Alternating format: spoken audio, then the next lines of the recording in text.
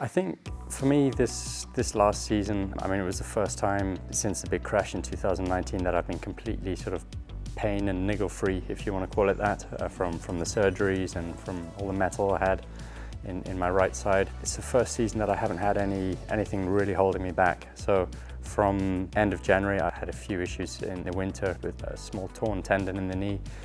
But once I got into it at the end of January through to the Tour de France, I found a normal progression, if I can call it that, as how I've seen in the past. So if I can pick up from there where I left off, I mean, I went into the Tour de France feeling good. I wasn't there riding GC, it was just picking opportunities to go in stages. I wanted to go all in on the Alpe d'Huez stage just because it was a climb that I've never really had super sensations on in the past, but I wanted to try and set the record straight on that day, given that it was one of the queen stages, I guess, of last year's tour. It was a stage I wanted to do well in, so going in the break that day and at least being at the pointy end, I think gave me a lot of hope, a lot of motivation going forwards if I can get back there and hopefully move on to the next level, take another step up.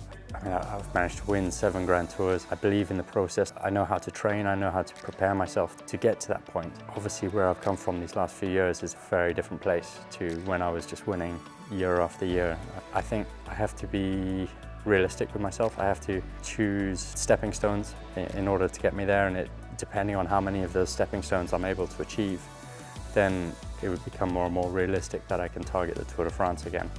Right here, right now, it's not realistic. I believe for me, what I really need now is just training, racing without any interruptions, not getting any injuries, not getting any sicknesses, just a good period of few months where uninterrupted racing and training. And I'd like to see where that would get me.